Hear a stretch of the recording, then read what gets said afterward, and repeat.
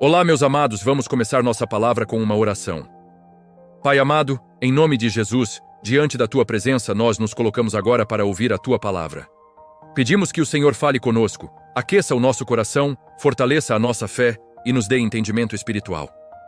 Que esta mensagem sobre o quinto milagre de Jesus Cristo aprofunde nossa comunhão contigo, revele mais de quem o Teu Filho é e produza a transformação verdadeira em nossa vida. Abençoa cada pessoa que vai ouvir esta pregação, consola os aflitos, desperta os frios, salva os perdidos e renova os que estão cansados. Que tudo seja para a Tua glória, em nome de Jesus Cristo. Amém. O Evangelho de João apresenta 7 sinais de Jesus Cristo, e o quinto milagre é um dos mais impressionantes. Jesus andando sobre as águas do mar da Galileia. Evangelho de João, capítulo 6, versículos 16 a 21. Este sinal não foi realizado diante da multidão, mas diante dos discípulos, que precisavam conhecer mais profundamente quem era aquele que caminhava com eles. Neste milagre, Jesus revela seu poder sobre a natureza, seu cuidado constante pelos seus e sua presença nas tempestades da vida. Antes deste milagre, Jesus havia realizado a multiplicação dos pães e peixes, alimentando uma grande multidão com apenas 5 pães e 2 peixinhos. O povo ficou tão impressionado que quis fazer de Jesus rei à força, motivado mais pelo pão material do que pela revelação espiritual. Percebendo isso, Jesus se retira sozinho para o monte, enquanto os discípulos recebem a ordem de entrar no barco e atravessar para o outro lado do mar em direção a Cafarnaum. É importante notar que os discípulos entram no barco não por vontade própria, mas em obediência a Jesus. Estão exatamente no centro da vontade de Deus, fazendo o que o Senhor ordenou. Mesmo assim, logo em seguida, enfrentarão uma grande tempestade. Isso já nos ensina uma verdade profunda. Obedecer a Cristo não significa viver uma vida sem lutas, mas significa viver uma vida em que, em meio às lutas, o Senhor está no controle. Enquanto os discípulos remam, o mar começa a ficar agitado. O vento sopra forte, as ondas se levantam, e o barco é sacudido pela força da tempestade. O texto diz que eles já tinham remado cerca de 5 a 6 quilômetros, isto é, estavam no meio do mar, longe da segurança da margem, quando tudo se tornou assustador. Aqui está uma imagem exata de muitas situações que enfrentamos. Obedecemos ao Senhor, seguimos a direção de Sua palavra, mas de repente os ventos se levantam contra nós. A vida cristã não é uma promessa de mar calmo, mas uma promessa de presença divina em qualquer mar. Os discípulos, mesmo sendo experientes pescadores, se veem em uma situação onde sua própria capacidade não é suficiente. Deus, muitas vezes, permite tempestades que ultrapassam a nossa habilidade justamente para aprendermos a depender totalmente de Jesus. Esta não era a primeira vez que eles enfrentavam uma tempestade. Em outra ocasião, Jesus estava com eles no barco, dormindo, e com uma palavra acalmou vento e mar. Marcos capítulo 4, versículos 35 a 41. Mas agora é diferente. Desta vez, eles não o veem no barco. Humanamente falando, parece que estão sozinhos. Quantas vezes, em meio às lutas, temos esta sensação? Jesus não está aqui, estou lutando sozinho. Porém, mesmo quando não o vemos, Ele não nos perde de vista. Era alta madrugada, na chamada 4ª vigília da noite, quando algo extraordinário acontece. Os discípulos, cansados de remar, enxergam alguém se aproximando, andando sobre o mar em meio às ondas. Outros evangelhos relatam que eles pensaram ser um fantasma e gritaram de medo.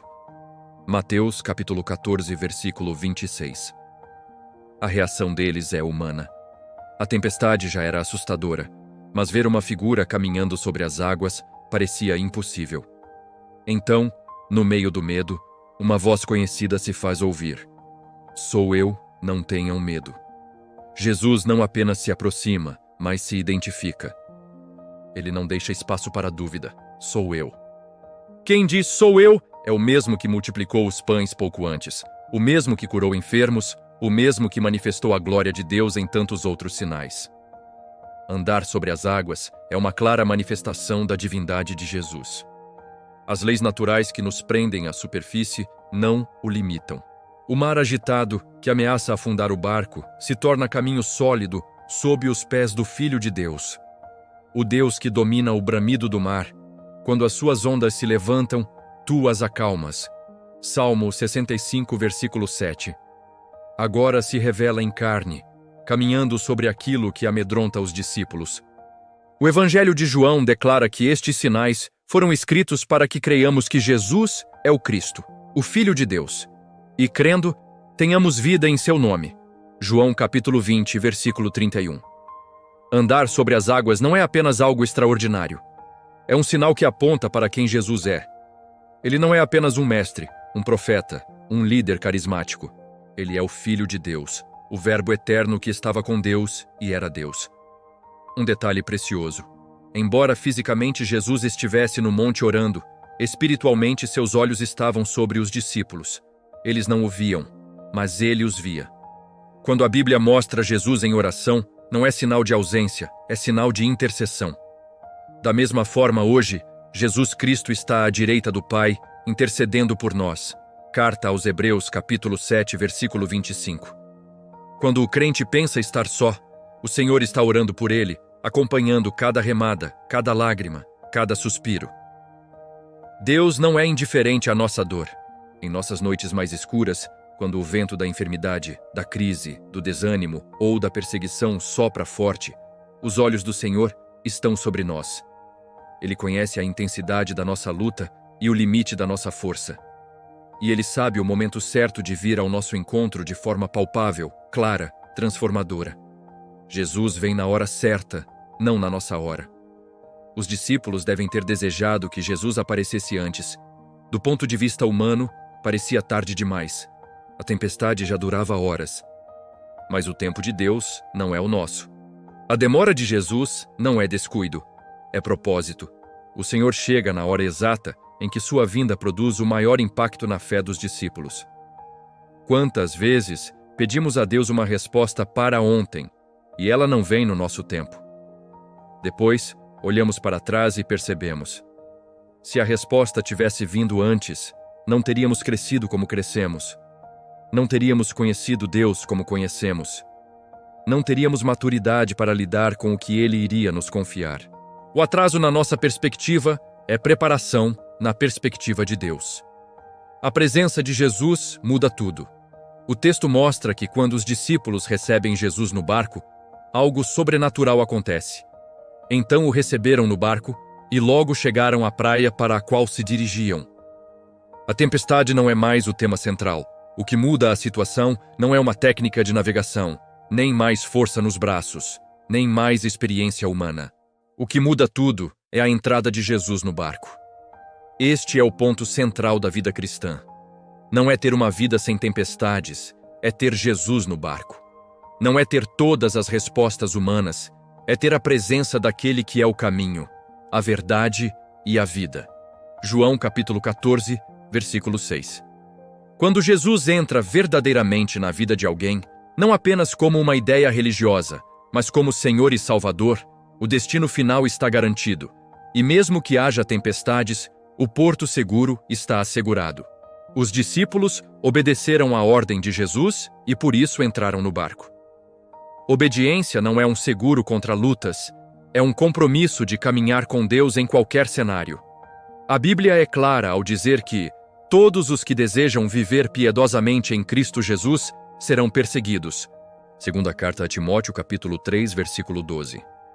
A fidelidade a Deus não nos coloca numa redoma, mas nos mantém sustentados no meio das pressões.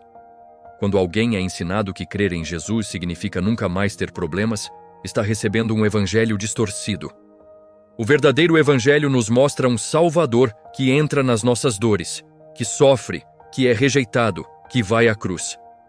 E, ao mesmo tempo, nos mostra um Cristo ressuscitado, vitorioso, que diz: No mundo vocês terão aflições, contudo, tenham ânimo, eu venci o mundo. Evangelho de João, capítulo 16, versículo 33. O chamado a tirar os olhos da tempestade e fixar em Cristo. Nos Evangelhos, o episódio é ainda mais detalhado quando Pedro pede para ir ao encontro de Jesus andando sobre as águas. Mateus capítulo 14, versículos 28 a 31. Enquanto olha para Jesus, Pedro faz o impossível, caminha sobre as águas. Quando desvia o olhar para o vento forte e as ondas, começa a afundar. Essa cena ilustra de forma clara a dinâmica da fé. Quando olhamos para as circunstâncias, o medo nos domina. Quando olhamos para nossa incapacidade, o desespero cresce. Quando olhamos para Jesus, a fé é fortalecida. Jesus, então, prega o sermão do pão da vida, declarando: Eu sou o pão da vida. Aquele que vem a mim nunca terá fome, e aquele que crê em mim nunca terá sede. Ele revela que não veio apenas para sustentar o corpo, mas para dar vida eterna. Fala sobre sua carne e seu sangue como verdadeira comida e verdadeira bebida, apontando para sua morte sacrificial na cruz. Muitos, ao ouvirem essa palavra, acharam dura e começaram a se retirar, a não mais andar com ele. Eles queriam um milagreiro, não um salvador que exige fé, arrependimento, entrega e relacionamento profundo. Queriam um rei terreno, não um senhor que chama a renúncia do pecado e a submissão total. Quando Jesus se volta para os 12 e pergunta: Vocês também não querem ir? Pedro responde com uma das declarações mais profundas da Bíblia: Senhor, para quem iremos? Tu tens as palavras de vida eterna. Nós cremos e sabemos que és o Santo de Deus. A diferença fundamental entre a multidão e os discípulos está aqui. A multidão busca pão, os discípulos reconhecem a pessoa. A multidão busca benefícios, os discípulos reconhecem o Senhor. O milagre de Jesus andando sobre as águas é um sinal que aponta para algo ainda maior, a obra de Cristo na cruz. Ele não veio apenas para nos livrar de tempestades externas, mas principalmente da maior tempestade de todas, a condenação eterna por causa do pecado. A palavra de Deus diz que todos pecaram e estão destituídos da glória de Deus. Carta aos Romanos, capítulo 3, versículo 23. E que o salário do pecado é a morte. Carta aos Romanos, capítulo 6, versículo 23. Na cruz, Jesus assumiu sobre si a culpa que era nossa. Pagou a dívida que não podíamos pagar. Tomou o lugar que era destinado a nós.